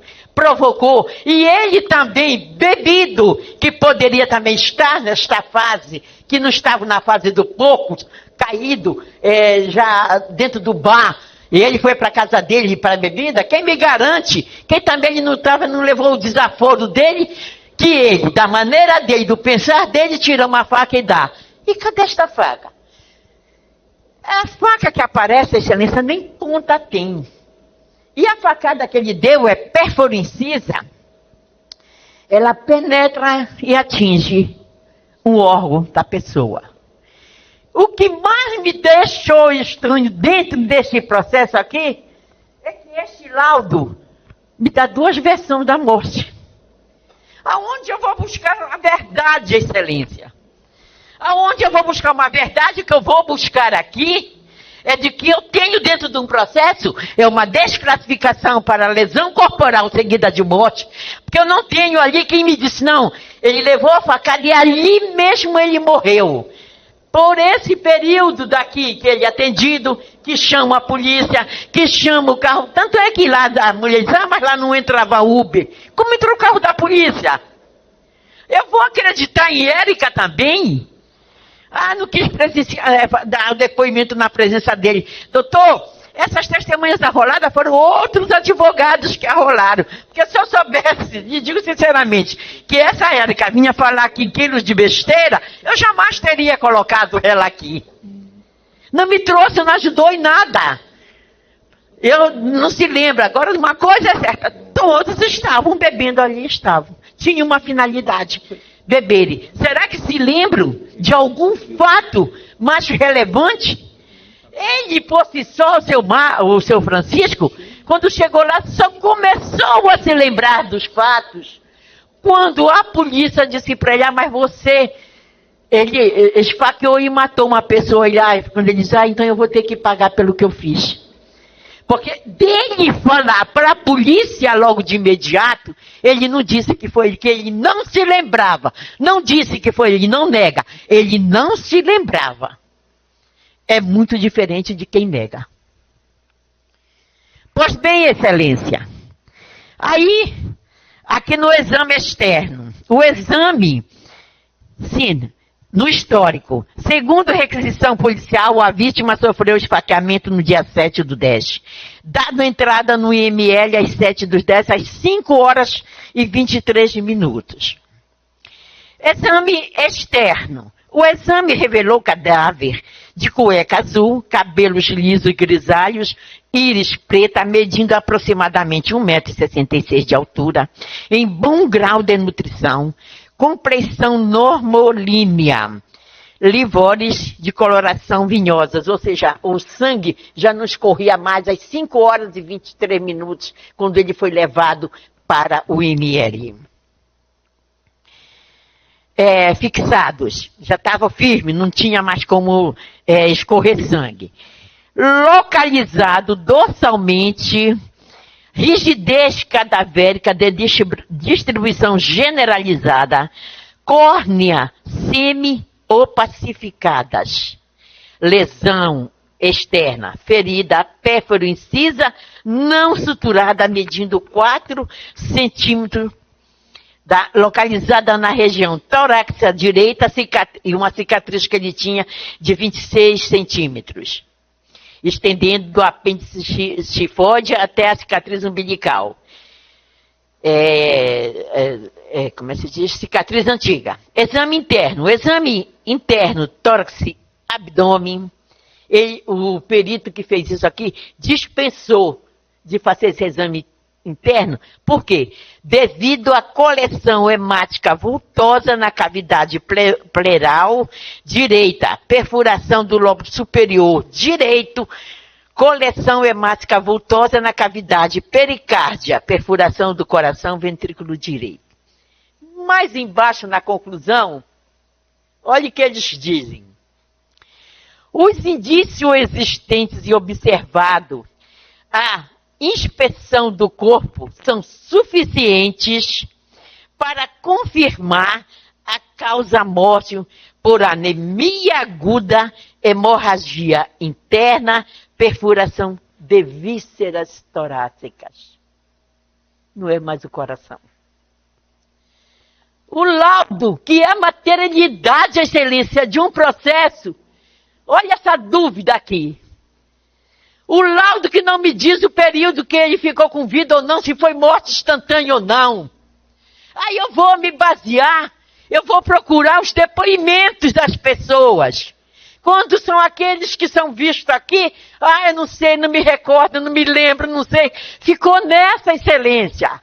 Cristalidade para o processo não veio nada que eu pudesse me calcar e dizer, Nesse aqui eu estou acreditando. O que eu tenho que o promotor também ali concorda, comunga, que nem eu comungo com ele, é um depoimento dele. Que ele não se lembrava de nada pelo alto grau também de cachaça e algo que ele tinha no corpo. O que é de estranhar também, Excelência, que o senhor Francisco, ele foi para o ML, para exame de corpo de delito, no mesmo dia, quando a polícia pegou ele, levaram ele lá. E lá, Excelência, ele também, a perícia, não foi feita a dosagem alcoólica dele. Eu não tenho, veja só, a precariedade dos fatos que eu tenho dentro do processo, que eu vou me segurar em quê? Aqui eu vou me segurar na palavra dele. Aqui eu vou agir e mostrar para vossas excelências o que eu tenho dentro de um processo. O que eu tenho dentro deste processo, não cabe absolvição nenhuma absolvê-lo. E ainda digo mais.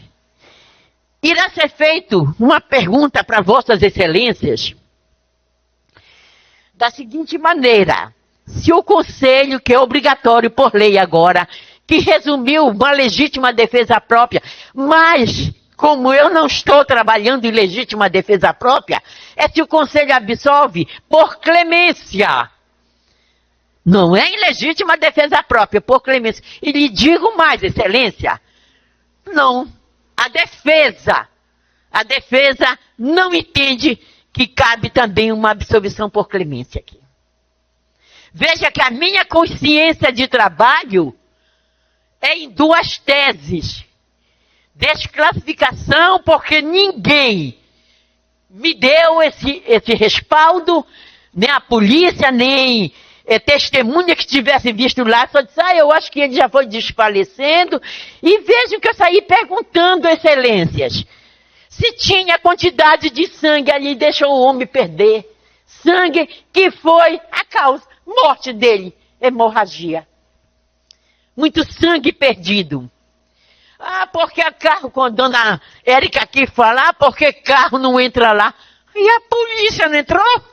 Não foi de carro? Alguém disse que a polícia entrou lá de moto? Eles receberam um comunicado do CIOP e foram para lá. A princípio, todo mundo falou que era uma briga existente no bar. Ninguém aqui não caiu do além, essa criação que não foi briga. Todos falaram que, mesmo o CIOP relatou aqui, os policiais que foram ouvidos, que a primeira informação que chegou para eles era que tinha havido uma briga entre, ainda disse até mais, que um tinha esfaqueado o outro. Ele não foi esfaqueado. Aí eu tenho um processo de 2023 para cá, capenga, que me vem um laudo que ele diz, olha, a faca que eu usei, aí me deixa assim, será que Francisco foi o autor deste crime? Que não foram pegar ele de banana lá para dizer que que ele já tinha problema com o senhor Reginaldo, que era o dono do bar? Ele contou aqui pra gente. Será que eu não posso acreditar mais na palavra dele? Em quem eu vou acreditar? Se ele era o esteio dessa causa ali. Em quem eu vou confiar? Em quem eu vou passar a acreditar? Eu tenho que acreditar na versão que veio e na versão que eu tenho das testemunhas, na versão que eu tenho dentro do processo para pedir essas duas teses. Todas duas, excelências. Todas duas são condenações. Nenhuma absolve o seu Francisco. Nenhuma vai deixar ele sair daqui, que ele já está desde o dia do fato, ele está preso. Já tem 2 anos e pouco que ele está preso. Mas ele responder tem uma reprimenda da sociedade, sim, mas dentro da justiça. Dentro do que é o correto, que eu tenho dentro do processo. E eu tenho dentro do processo que eu estou passando para Vossa Excelência. Primeiro fato é dessa lesão corporal seguida de morte, porque me aponte uma pessoa aqui, nem o laudo cadavérico dele, da pessoa diz o período que ele ficou com vida ou não. Nem isso eu tenho. E eu vou dizer, ele morreu de imediato. Onde está nas palavras desses que falaram, eu vi ele caindo, eu vi ele lá, e eu perguntando. Ele ficou lá caído por muito tempo. E tem uma cronologia que nós estávamos perguntando, eu e o doutor Leandro, para tiver esta hora. Que aí cabe a excelência, sem sombra de dúvida, sem medo de ser feliz, como diz o ditado, numa desclassificação que condena uma lesão corporal seguida de morte. A segunda, eu tenho, excelência, a desclassificação para um homicídio privilegiado, logo a injusta provocação da vítima, quando ele está de frente para ele, e tem uma testemunha que é, se eu não me engano, o seu Reginaldo, que é o dono do bar, que diz que viu eles discutindo, mas não dava para ele ouvir o que era. E ele esfaqueou ali. Então, o que ele nos trouxe aqui foi uma provocação, e o que ele falava para o pessoal que prendeu ele na hora lá, que foi uma injusta, porque ele falou algo, uma graça para ele, ele se reporta nisso, que foi uma gracinha que ele fez com ele, e ele deu a facada na pessoa. E quem quer matar, quem tem o ânimo, o dolo, o querer de matar, ele estava de frente com ele estava com a arma. Se ele quisesse realmente matar a excelência, ele não dava uma única facada. Ele dava muito mais facadas. O dolo, ele queria realmente exterminar com aquela pessoa. Me lembro, coisa de uns 10 anos, 8 anos atrás, eu fiz um julgamento era a 15ª vara do júri, ainda existia, de uma mulher que matou o companheiro dela com 33 facadas. Eu fui defender essa mulher no tribunal do júri. Com 33 facadas. E consegui a absolvição dela. Na época era a doutora Rosana Cordovil, ela recorreu, veio a novo júri, eu fui de novo. Era Lilian o nome dela. E eu fui de novo defender a Lilian. Na legítima defesa própria e de terceiro, que ela foi defender um filho dela de 3, 4 anos de idade contra o companheiro dela. E as facadas que ela deu, 33, meu Deus, crivou a pessoa.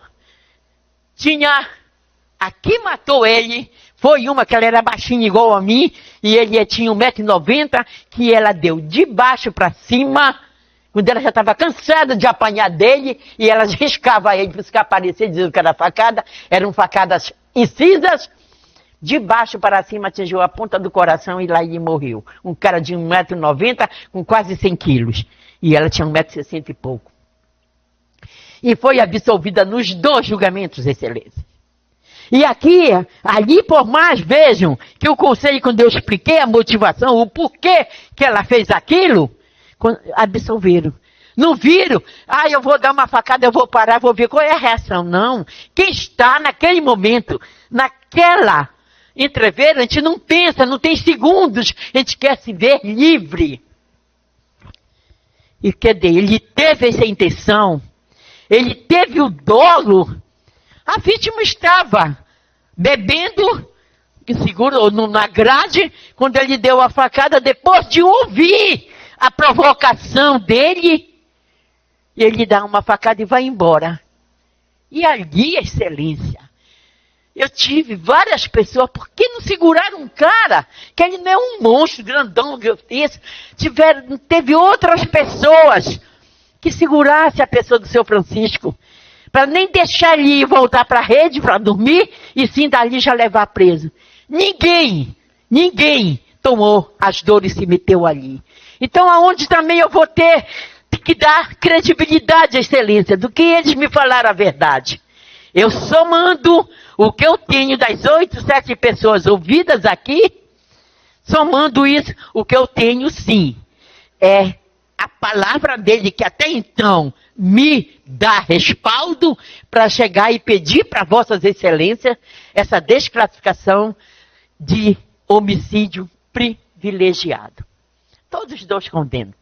Todos os dois, ele vai ter reprimida da sociedade, não vai sair daqui livre, não. Ele vai voltar para a cadeia para terminar de cumprir o que ele tem que pagar pela justiça, pelo Estado, pela sociedade. Pelo erro que ele fez, para repensar, para evitar a bebida, para nunca mais ele fazer isso.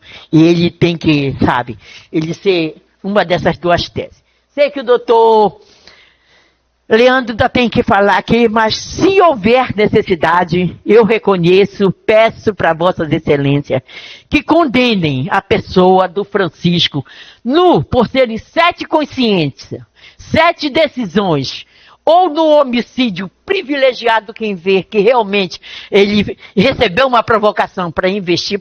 Veja, porque se ele tivesse sendo a pessoa que quisesse alterar, matar alguém, teve outras pessoas. Por que foi com a vítima?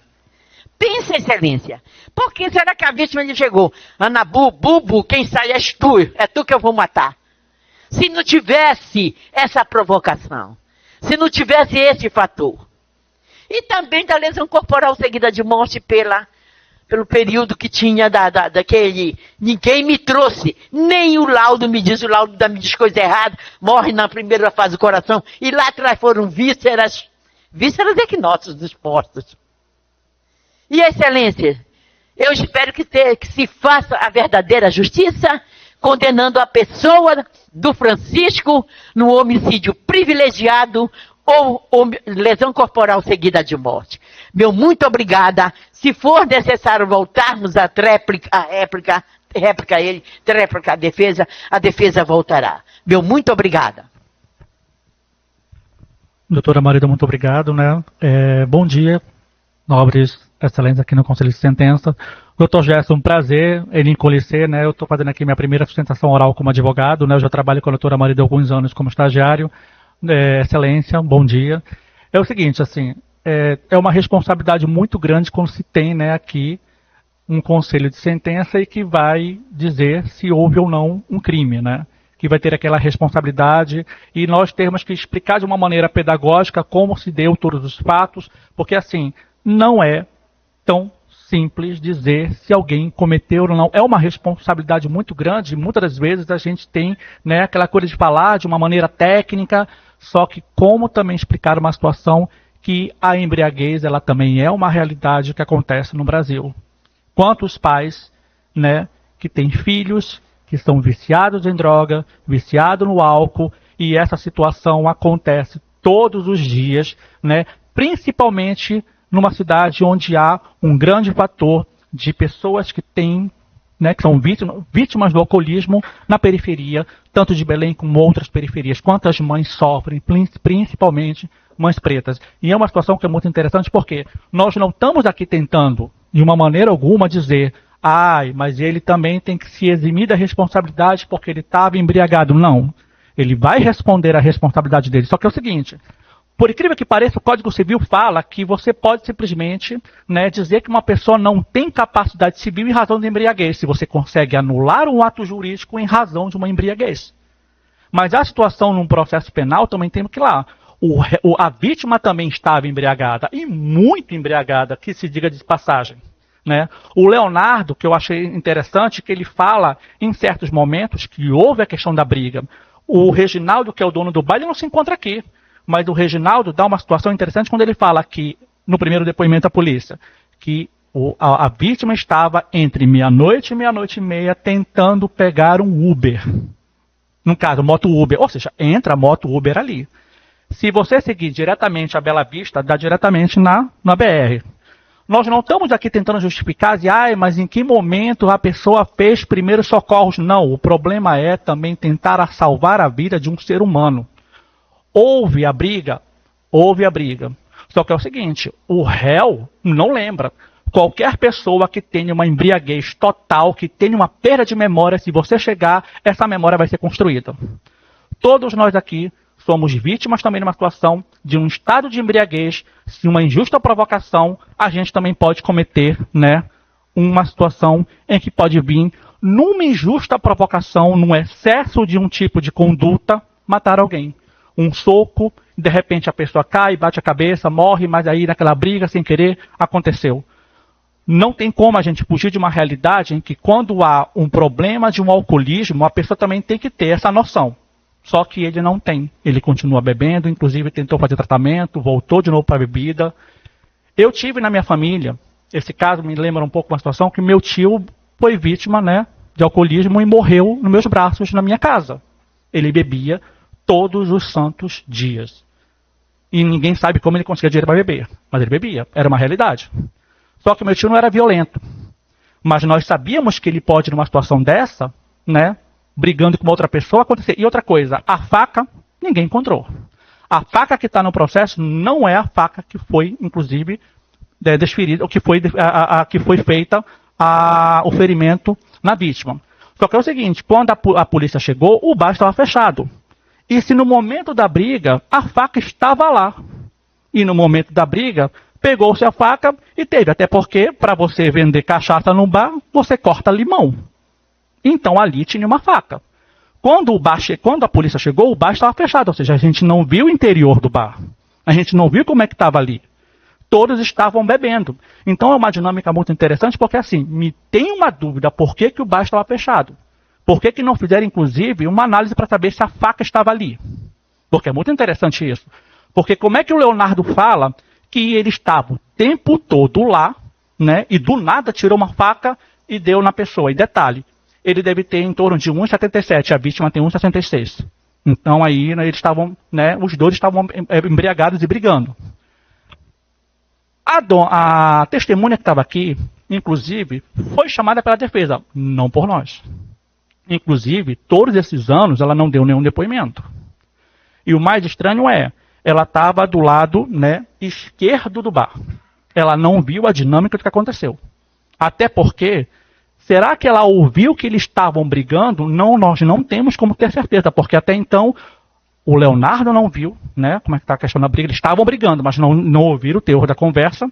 Inclusive, o Leonardo, no primeiro momento, fala que o Reginaldo estava atrás do balcão. Depois, o Reginaldo fala que viu o seu Francisco chegar e dar a facada. Cada um diz uma coisa. O STJ, inclusive, já inocentou pessoas com relação que me disse, nós não temos, inclusive, dizer, mas eu ouvir dizer. Ouvir dizer é muito perigoso. O telefone sem fio também pode condenar uma pessoa. Agora, sim, ele tem que responder à responsabilidade porque ele realmente, sim. Agora, o fato é que os policiais que fizeram a prisão falaram, mas ele confessou. Confessar é uma palavra muito forte. Quando já chegaram dizendo, olha, você desferiu a facada. Eu acho que eu desferi. Não, peraí. Se ele estava muito embriagado, aí vem uma coisa muito interessante. Se ele estava muito embriagado, ele tinha noção da capacidade civil, inclusive do momento de prestar o depoimento policial, dos atos dele, que ele estava falando. Ele vai assinar o documento e ele não vai ler. Houve realmente, de fato, ali, né, um direito constitucional garantido, porque ele estava naquele momento completamente embriagado e ele não vai ler o que ele... Porque assim, se nós ainda, e nós não estamos sobre estado de álcool, lermos um documento, se a gente não tiver atenção, a gente pode simplesmente perder alguma situação e ler um documento. Eu não percebi que ali tinha isso. E de repente nós temos uma dívida muito maior. Agora imagine ele que está lá completamente embriagado, vai assinar um documento, e esse documento diz que ele confessou. Peraí, ele estava completamente embriagado, inclusive sobre forte influência de entorpecente, que não fizeram, inclusive, exame toxicológico para verificar isso. Agora vamos a um outro fato. Houve a facada? Houve a facada. Ele não lembra? Ele não lembra. Cada um diz uma coisa? Cada um diz uma coisa. Agora sim, assumir a responsabilidade? Bom, ele vai assumir a responsabilidade. Só que nós não temos que simplesmente dizer que ele realmente tinha a intenção de matar, porque aí são situações, inclusive pedagogicamente explicadas, completamente diferentes. Por quê? Na segunda-feira agora, houve uma condenação aqui, não sei se por esta vara ou por outra vara do júri, de uma pessoa que foi condenada, eu não lembro agora o quanto de anos, por 27 facadas. 27 facadas é uma intenção de matar. 33 facadas é uma intenção de matar. E detalhe, Se vocês pesquisarem na internet, lá na frente, mas assim, existem pessoas que conseguiram sobreviver a 33 facadas. Foi uma única facada, agora sim. Ele estava completamente embriagado e ele, de repente, peraí, eu vou raciocinar aqui, eu vou pegar bem aqui e vou acertar o coração, porque vai ser uma única facada, eu vou acertar. Se ele não tinha o raciocínio e a capacidade para dizer o que ele fez naquele dia, como é que ele vai ter, inclusive, capacidade motora de acertar exatamente no coração para dizer assim, agora que eu matei, porque uma única facada vai acertar. E outra coisa, a testemunha que estava aqui, a dona Érica, né? Dona Érica, ela falou o seguinte, mas ele falou, ele começou, eu levei uma facada. A questão da UPA, nós não estamos aqui tentando eximir uma responsabilidade, nós temos aqui que em algum momento tinha a possibilidade dessa vítima ter sido salva. O problema é que demorou muito também para ser atendida. O problema é que se ele tivesse vivo, ele poderia também explicar o que aconteceu. O réu não consegue explicar. As testemunhas não conseguem explicar. Então nós não podemos aí tentar uma situação pelo disse-me-disse. A desclassificação ela é muito interessante porque nós tiramos a questão do homicídio, porque nós não temos aí a comprovação que ele realmente queria matar, para desclassificar para uma lesão corporal. Houve a intenção de lesionar por uma injusta provocação? Sim. O Catitu, a vítima, estava completamente embriagada. Ele estava completamente embriagado. Como é que nós vamos ter certeza? Se também não houve uma injusta provocação, na dúvida, nós não podemos ter, inclusive, o direito de condenar uma pessoa e dizer que realmente houve, porque nem nós conseguimos, porque nós não estávamos lá. Todo mundo tem o direito do contraditório, que é o contraditório substancial. Na lei, no material que está lá, o que está dizendo na lei, é muito interessante, porque aí todo mundo tem o direito de defender. Mas eu garanto aqui que todos os senhores do Conselho de Sentença já teve algum histórico na família ou alguém que vocês conhecem que sofre de alcoolismo, que inclusive quando bebe fica violento e numa situação dessa pode, em algum momento, causar uma injusta provocação e sem querer, e sem na intenção de querer lesionar ou matar, acabar matando. No direito a gente chama isso de preterdolo. O que é preterdolo? É quando existe um dolo no antecedente e a culpa no consequente. Como é que é isso? Numa briga, um dá um soco no outro. Eu queria lesionar porque a pessoa estava me provocando. Dei o soco. A pessoa cai e bate a cabeça e morre. Aí nós temos um preterdolo. Porque eu tinha a intenção de dar um soco naquela pessoa. Porque eu queria realmente desforrar a minha raiva porque eu estava sendo provocado. Mas eu não tinha intenção de matar.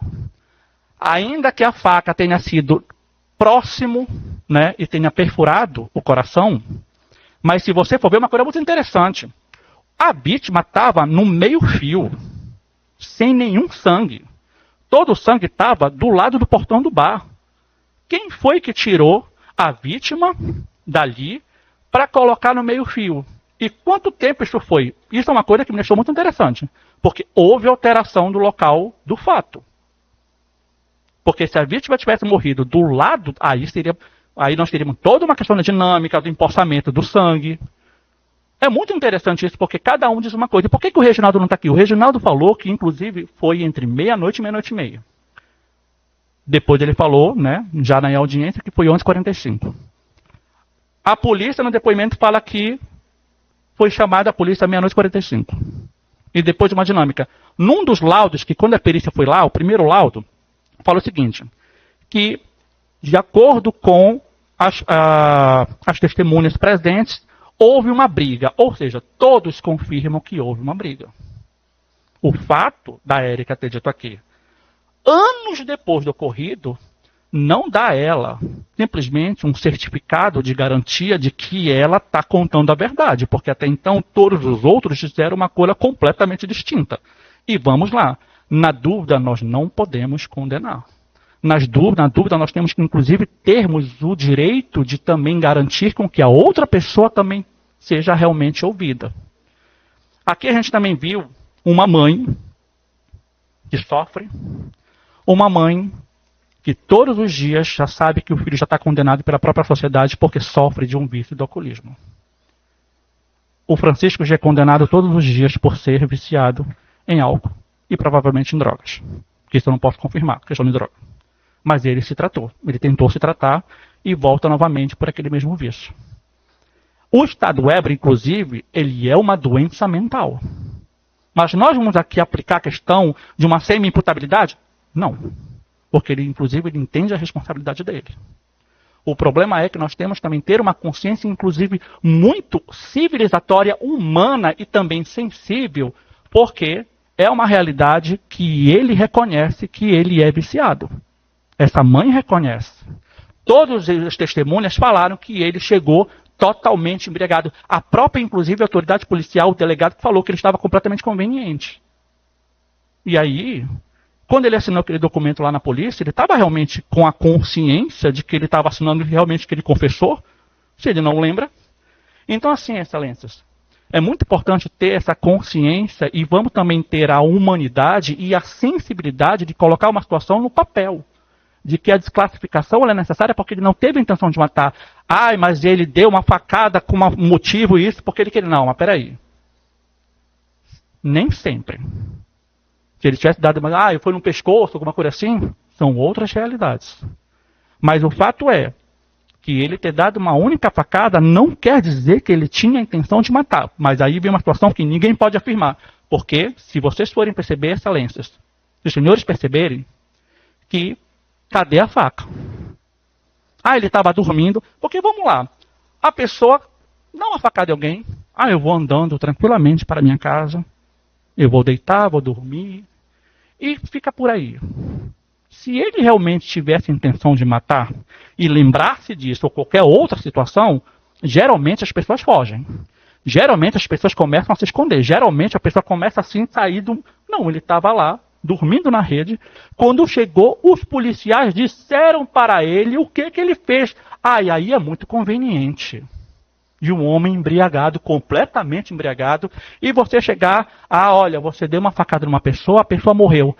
Então eu matei, eu vou ter que responder. É o óbvio de qualquer ser humano embriagado, completamente embriagado, que não lembra de nada, que vai responder. Isso é uma coisa que causa consequência.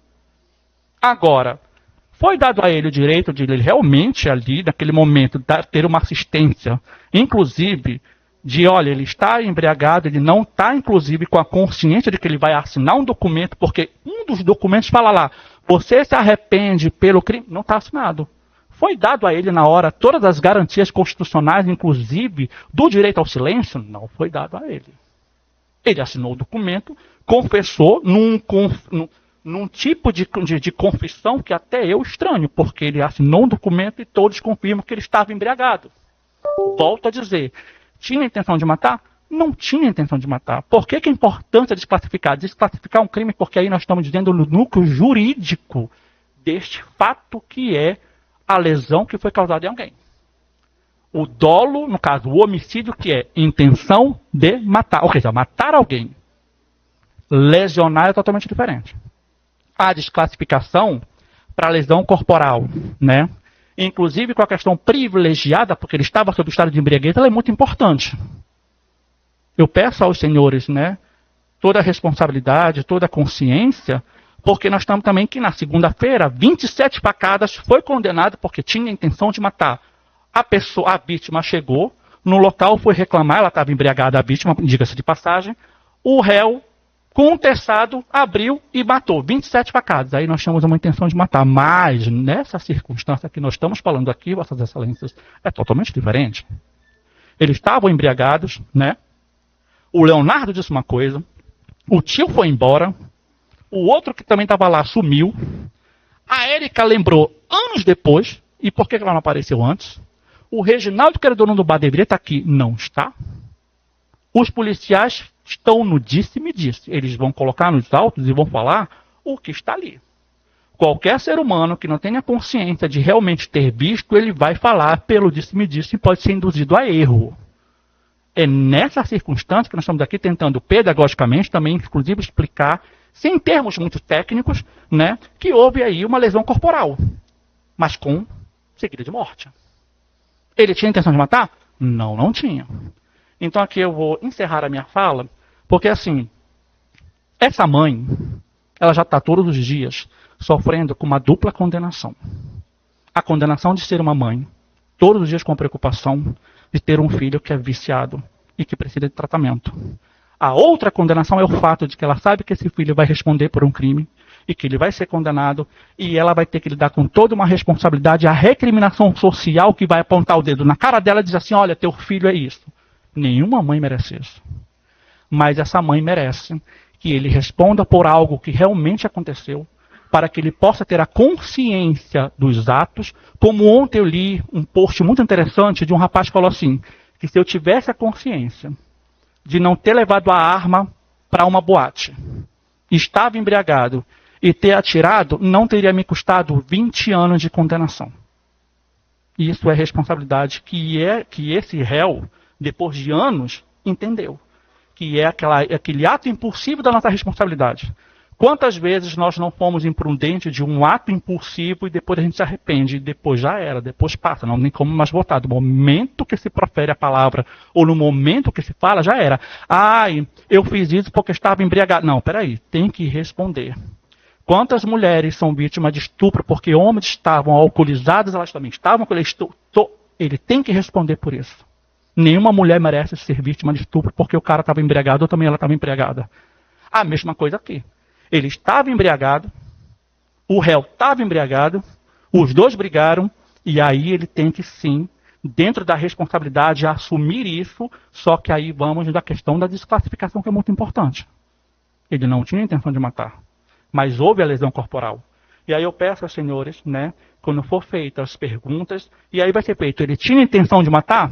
Não, não tinha intenção de matar. Houve a questão da intenção de lesionar. Houve a morte? Houve a morte. É privilegiado? É privilegiado porque ele estava sob estado de álcool. Se o Código Civil anula um ato quando a pessoa está sob estado de álcool, de embriaguez, por que nós também aqui não temos uma consciência de que aí nós temos um privilégio de um ato que foi causado pelo alcoolismo, que inclusive com influência de entorpecente. Então ele não tinha total consciência. Excelência, só uma questão de ordem, Excelência, eu já peço para fazer o esclarecimento. Existe uma diferença muito e depois o senhor pode acrescentar a parte, depois de uns 3 minutos em seguida. Existe uma diferença muito grande entre o privilégio, o homicídio privilegiado e a influência de álcool. O homicídio privilegiado é aquele que é causado mediante injusta provocação, é a reação após uma injusta provocação. Esse é o homicídio privilegiado. O homicídio sob influência de álcool, ele não é privilegiado, isso é doutrinário. Eu estou falando da desclassificação no caso da lesão corporal, a lesão corporal. Pois é, mas da consequência. Como esclarecimento jurídico, homicídio privilegiado não tem nada a ver com homicídio por influência de álcool. Para que não haja só essa confusão de terminologia jurídica para os jurados. Eu peço desculpa se eu realmente confundi, Excelência, porque eu estava na hora que estava explicando, e aí houve essa questão da desclassificação. Eu vou encerrar aqui a minha fala. Obrigado, doutor, pela explicação. Né? A gente fica nervoso, mas é porque realmente, né, a primeira tentação. Mas assim, eu espero que Vossas Excelências tenham compreendido, né? E aqui eu encerro. Muito obrigado. E aí a gente passa, né, para os próximos seguidos dos atos.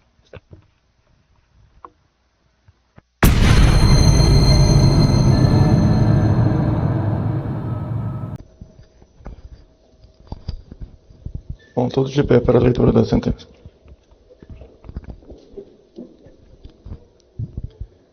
O acusado, Francisco de Assis Duarte de Oliveira, qualificado nos autos, foi pronunciado como em curso nas penas do artigo 121, parágrafo 2º, inciso 2 e 4 do Código Penal. Instalada hoje a sessão plenária de julgamento, foram ouvidas 3 testemunhas arroladas pelo Ministério Público e 2 arroladas pela defesa. Tendo sido procedido ao interrogatório do acusado. Em plenário, o Ministério Público pediu a condenação do acusado nas penas do homicídio qualificado pelo recurso de dificultou a defesa da vítima. Já a defesa pediu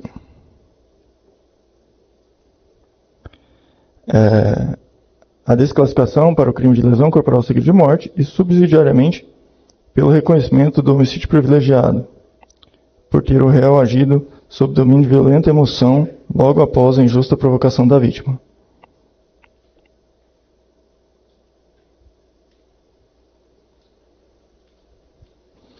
Submetido a julgamento pelo Conselho de Sentença no Tribunal do Júri desta comarca, em reunião e votação na sala secreta, os senhores jurados responderam da seguinte maneira à única série de quesitos propostos e formulados.